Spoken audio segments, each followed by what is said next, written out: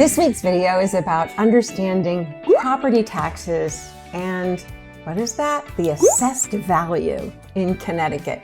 If you're thinking about buying a home in Connecticut, especially in a town like Fairfield, one of the biggest questions you're going to have is, how do property taxes actually work?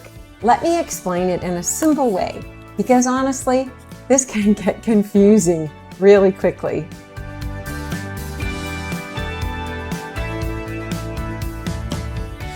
I'm Beth Grasso. I've been a real estate agent for 26 years, and it would be my pleasure to help you if you are thinking about moving to Connecticut and or buying a home, a condominium, a second home, or a summer home, or a getaway home, a home on the Sound, somewhere where you can relax with your family, get away, or start over, or start anew, or plant roots. Any and all reasons are good, and it would be my pleasure to be able to help you. So let's get on with it. In Connecticut, you are not taxed on 100% of your home's value.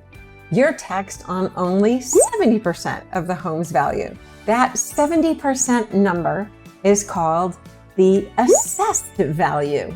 Then the town takes that 70%, the assessed value, and multiplies it by something called the mill rate. The mill rate is basically the town's tax rate, and that means that's what the town's going to tax you on.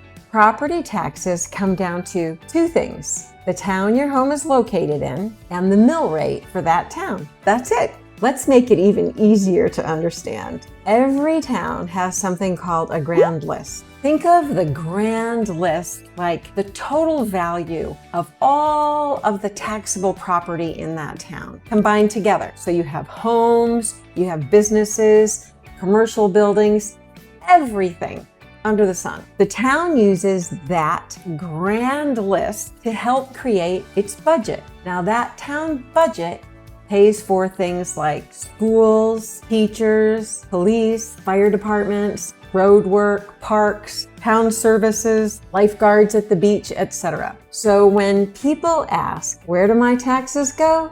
That's where, to help the town run.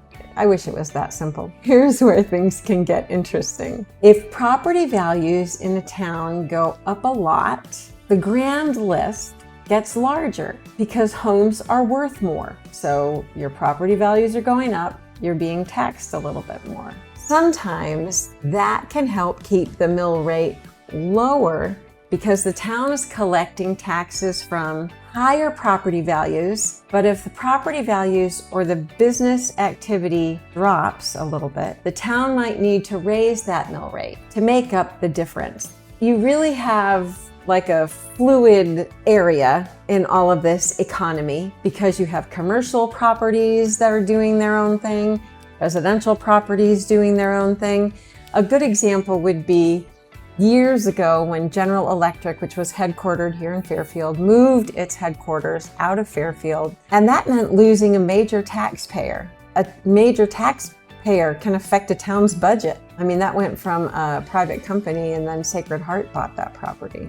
So let's talk about why so many people are discussing assessments right now in Connecticut. Every 5 years, towns do what's called a revaluation. That means they reassess property values based on market activity. So for the current 2026 revaluation period, towns are looking closely at home sales that happened between October 1st, 2024 and October 1st, 2025. That's the revaluation period. And as we all know, home prices were crazy and extremely strong in many Connecticut towns during that period. Homes were selling really fast, often high, very far over the asking price, and then demand was just as high. If someone bought a home a few years ago and values kept rising afterward, their new assessed value may now be much higher than before.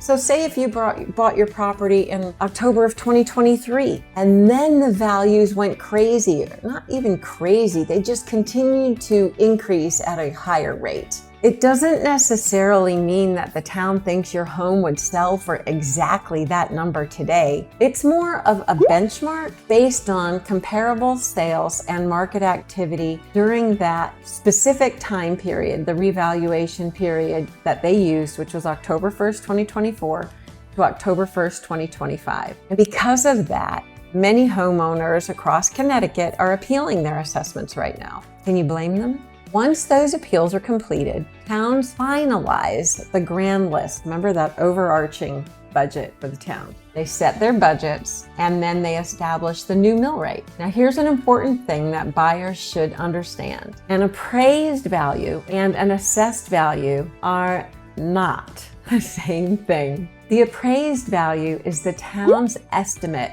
of the full value of the property. If you paid $500,000 for your home, you could think that that could be your appraised value. The assessed value is only 70% of that number, and that's the number that taxes are based on. That difference matters, especially for buyers trying to estimate monthly costs. Like think about as you're paying you've got a budget that you live with, right? Well, you're going to estimate it because you have taxes that you pay. Many of you will pay them through your mortgage, but not everybody. If you don't have a mortgage, you're going to pay them quarterly. So here's one final thought that I always like to share with clients. Believe it or not, some states tax homeowners on 100% of the property value.